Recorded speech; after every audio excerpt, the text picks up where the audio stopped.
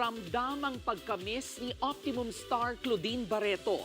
Sa kanyang tatay Kevin, ang character ng namayapang comedy king na si Dolphy sa sitcom na pinagsamahan po nila ng higit isang dekada. Sa post, isinulat nga po ni Claudine ang ilang life update para sa kanyang tatay Kevin, pati na rin ang tungkol sa kanyang mga kapatid sa sitcom. Bahagi purang caption ng aktres ang pag-amin niya sa kanyang tatay tungkol sa kanyang kondisyon at ang paghingi niya ng patuloy na paggabay sa kanya sa buhay.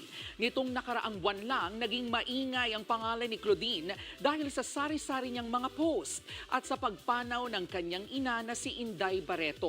Samantala, gabi-gabi pa rin pong napapanood si Claudine Barreto bilang si Diamond sa kapatid action serye na Totoy Bato.